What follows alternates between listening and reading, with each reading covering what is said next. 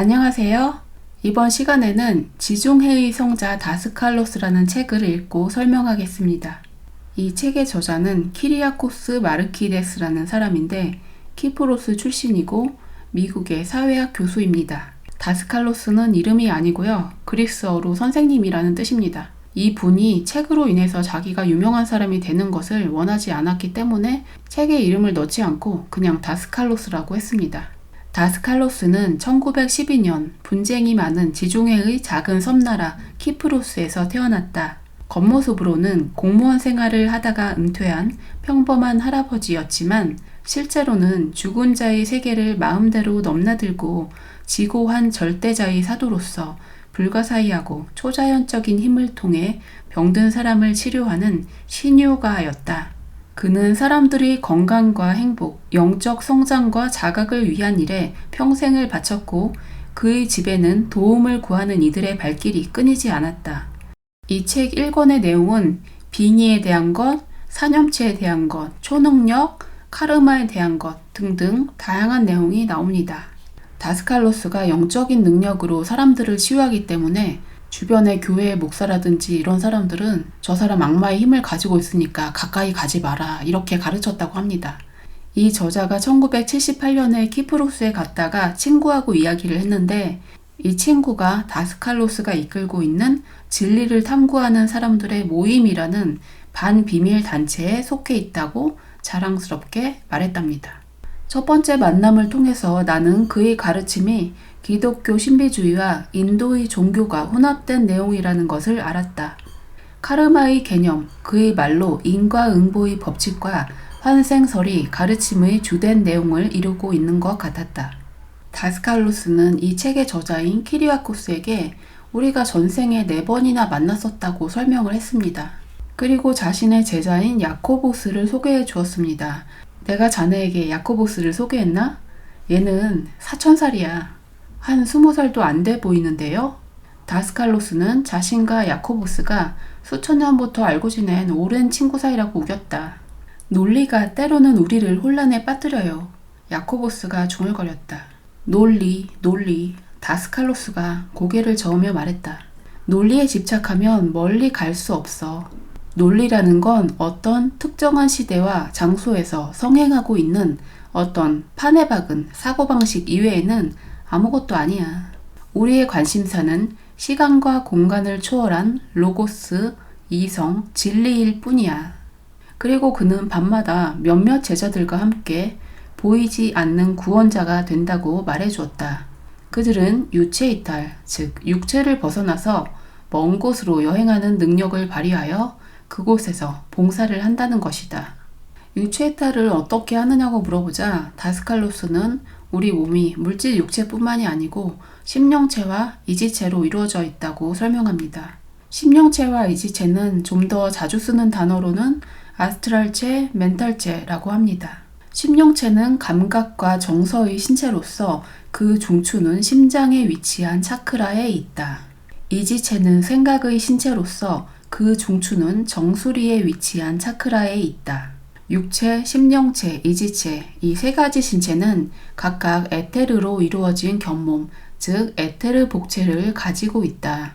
에테르 복체라는 것은 에너지의 장으로서 세 개의 신체가 서로 연결되어 있도록 해준다. 에테르의 생명력은 과학자들이 앞으로 발견해야 할 우주의 에너지인데 이것이 있음으로 해서 병의 치유가 가능한 것이다. 이 에너지는 차크라, 즉 신성한 바퀴라고 불리는 심령 이지적 중추를 통해서 각각의 신체 속으로 흡수된다. 두 번째 장은 나치의 망령을 쫓아내다, 빙의에 대한 내용입니다.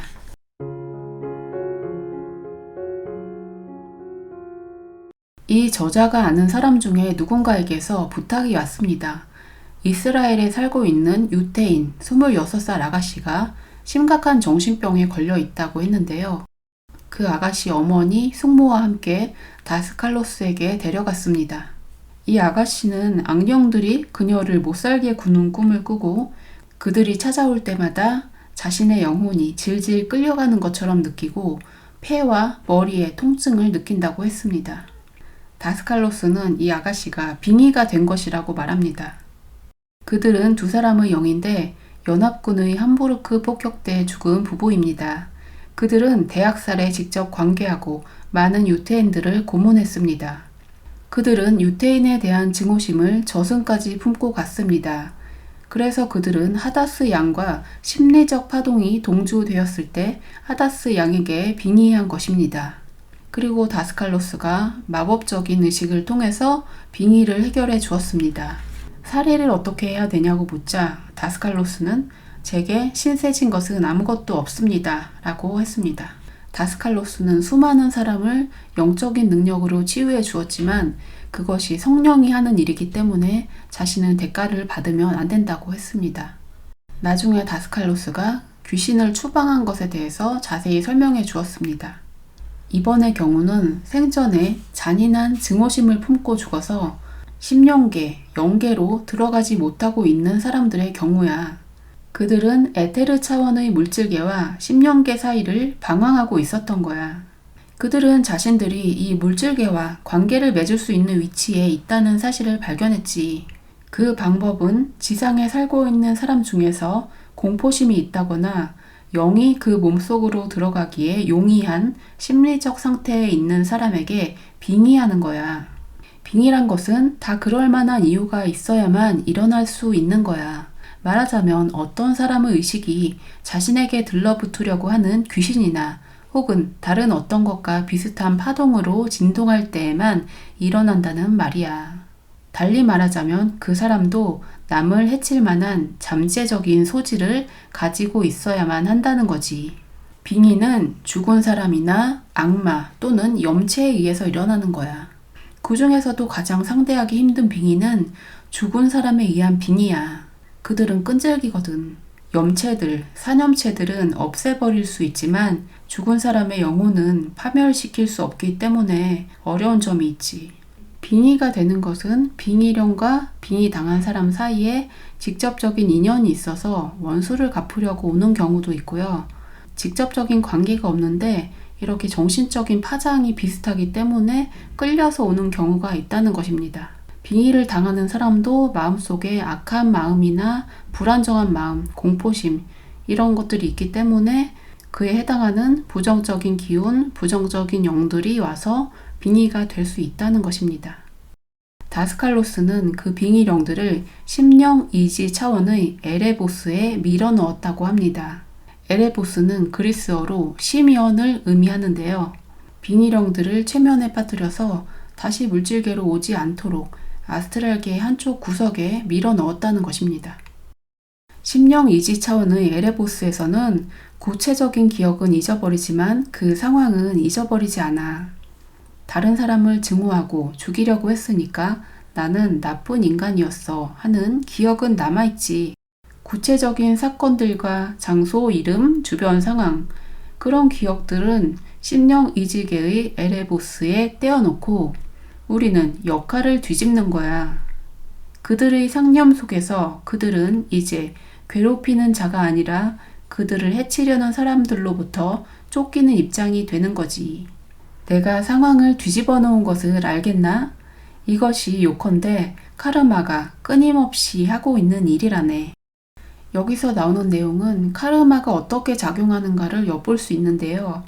제가 예전에 말씀드린 내용 중에 우리의 잠재의식에는 주체와 객체가 따로 없다라고 했어요. 내가 누군가를 사랑한다, 미워한다. 이것은 누군가가 나를 사랑한다, 미워한다. 이것과 동일한 개념입니다. 누가 누구를 어떻게 했다 해서 누가 누구를 이 주어 목적어는 사라지고 무엇을 한다라는 이 개념 자체만 잠재의식에 남아있게 됩니다. 카르마는 그런 방식으로 기록이 되기 때문에 우리가 했던 것이 다시 돌아와서 경험하는 것입니다. 카르마라는 게 누가 누구를 벌하기 위한 것이 아니고 이건 그냥 자연의 법칙인 거예요. 내가 생각을 지으면 그 생각은 나의 것이고 그 생각이 돌아와서 나에게 영향을 줄 수밖에 없습니다. 내가 저 사람이 잘 되었으면 좋겠다 하고 생각하면 그 생각이 나에게 돌아와서 내가 잘 되는 것이고 저 사람이 안 되었으면 좋겠다 하면 또 그 생각이 돌아와서 내가 그렇게 되는 거죠. 우리가 짓는 생각, 말, 행동이 다 이런 방식으로 작용합니다. 내가 그들이 그 처녀에게 머물러 있도록 내버려 두었다면 그들은 그녀를 파멸시켰을 뿐만 아니라 그들도 악한 카르마를 짓느라고 귀한 시간을 허비하게 되었을 거야. 귀신이 된 상태로 다른 사람을 괴롭힌다면 그것도 카르마를 짓고 있는 것이고 영적인 진화를 할 수 있는 시간들을 놓치고 있는 것입니다. 다스칼로스는 이 아가씨를 위해서만이 아니고 그 빙의령들도 생각을 해주면서 그들을 사랑하는 마음으로써 그것을 해결한 것입니다. 빙의를 당한 사람은 착한데 피해를 입은 것이고 빙의를 한 영은 못된 것이고 그게 아니라는 것입니다. 사람은 자신을 해치는 악한 사람과 비슷한 그 무엇을 내면에 가지고 있지 않고서는 괜히 그런 해를 당한다고는 나는 믿지 않아. 무슨 뜻인지 알겠나? 하지만 어떤 사람도 어떤 상황도 우리가 심판해서는 안 되네.